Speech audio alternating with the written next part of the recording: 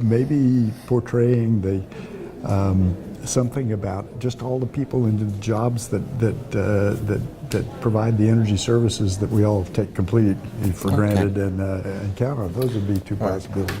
Sure. You'd like to come back here a little bit? Yeah, sure. Tell us where to stand Asia for sure. Well, it looks like you right now are fine. Okay.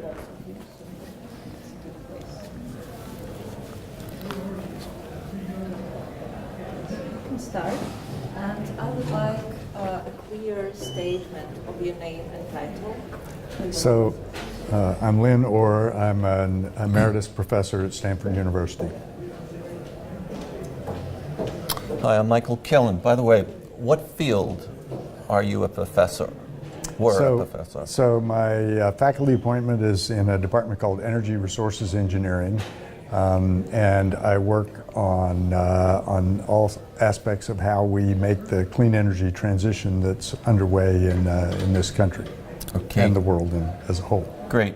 You and I are at the Silicon Valley Energy Summit 2017. Right. And you were in an important session, and it was very, very fascinating, and I liked a lot of the statements all of you made. But what do you believe were the three most important statements or insights that was presented to the audience that either you made or the group made? Well, I think the most important fundamental idea is how essential thinking about energy and its role in society is going forward. Now, part of it is related to the potential for climate change. Part of it is related to the developing world and providing more comfortable lives with jobs and safety in a lot of the world. Those are all big challenges that we can face through providing clean energy services. So doing that, there was lots of discussion of the question of are we supporting that adequately in this country. The United States has given some signals that it's pulling back from both the scientific support and the engineering support, but also in the sort of political leadership in the world to try to solve these problems. There was a sense, I think, that not everybody agrees with that approach, and that we need to think hard about how to support the activities and go forward and do a good job on this. And then I think the most important final idea was that places like this, Stanford and other good universities, have a lot to contribute. The people who will make this clean energy revolution can be educated in places like this. And there's a potential, a lot of excitement about doing it, and so we need to band together and change the world. So one of the points you made is it would be good if the people of the United States and other parts of the world recognize the importance of energy in our lives and in our future. Another one that you said is we should think about the people in other countries, the underdeveloped and developing countries, and we should, and you correct me if I'm not paraphrasing you correctly, think about how we can provide energy to help improve their lives. Mm-hmm. I certainly think that's an important idea. If you look at the United States and Europe, we have a responsibility to be more efficient in the way we use energy, but I think we also have a responsibility to think about people in Africa or India. China is on the road to doing this. They have their own challenges with regard to air quality to deal with. We worked on those in the 1960s and 70s. So there's a kind of a progression that we need to work through as we do this, and also deal with the challenges of climate change. So those are interacting systems that we need to work on together. And then I think you said the universities should somehow maybe should be protected or supported in this kind of environment. And the universities have to do more and more to help our country and the world. Yeah, so universities, I mean, I'm obviously biased because I work in a university, but they have a very important role to play, but they can't do it by themselves. It needs to be a partnership with industry, with government.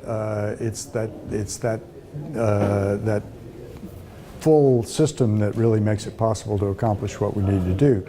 Now we have a big complicated government. We happen to be squabbling about the federal budget right now.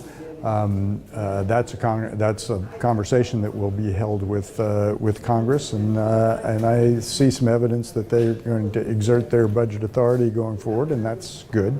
That's the way we support a lot of the work that goes on at universities, and I think that's an essential component of going forward. Now, one thing that really got my attention among everything else you said is, well, first of all, for the last 10, 15 years, we've been thinking about the zeitgeist sustainability. Mm-hmm. And we need to find ways, water sustainability, energy, and many other aspects of our lives.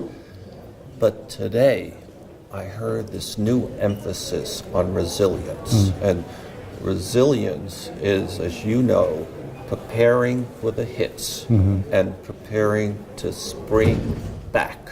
And I heard one of the teachers, one of the professors or members on the panel say there are now opportunities to focus on resilience. Mm-hmm. And that's an acknowledgement that we are not heading for a comfortable future. Yeah, I think that's partly true. It's also true that, you know, we've always needed to be resilient. Even if we didn't have the climate challenges that we've created, you still have hurricanes and tornadoes and earthquakes on the West Coast. But the idea that we should think hard about the changes that are coming, and then be prepared to deal with them. You're right that has had more emphasis of late, and for good reason. There are plenty of challenges there, and the panelists that made the best case for this pointed out to students that there was likely to be job security in that area. Yes. Now this one is a difficult one. We have resilience, sustainability, and resilience. What comes next? Well,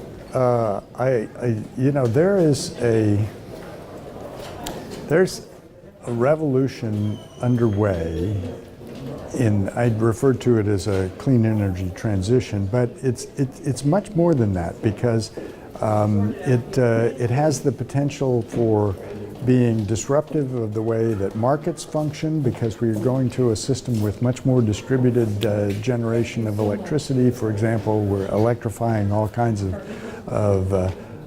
services, and we're really, there's going to be a lot of transformation of a lot of things that we take for granted now. That's this giant opportunity, but it's also challenging and a little bit scary. So there's a lot to be done to pull all this together into an efficient, globally competitive society that provides good jobs for people and protects their health and safety at the same time. Can you put a term on it? One word. And Jim Sweeney would say, don't say it to Michael, to me, because I'll have it here next year. One word. No, I can't do it with I can't either. I can't do it with one word. And that's what makes it so interesting, is that, you know, we live in a complicated world, and as we've begun to learn more about about the planetary systems that support us, we also have to learn about the human systems, the economic systems, and all the technologies to put all that together. And that's not an easy thing to do, but it's the kind of thing that universities are good at thinking about, and lots of other people as well. So, and the good thing about this place is that we have a lot of really talented students who people around here have heard me joke lots of times that the way to have a successful academic career is to have students who are smarter than the faculty, and we do here, and I know it works because I've made a whole career of it. Good. I want to say thank you, including it was lovely to meet you. Well, it was very nice to Thank you. meet you. Thank you for your contribution. It's a way to help us all think about this. I try my best. Good. That's what all of us should do. All right. Thank you. Good Sure. meeting you.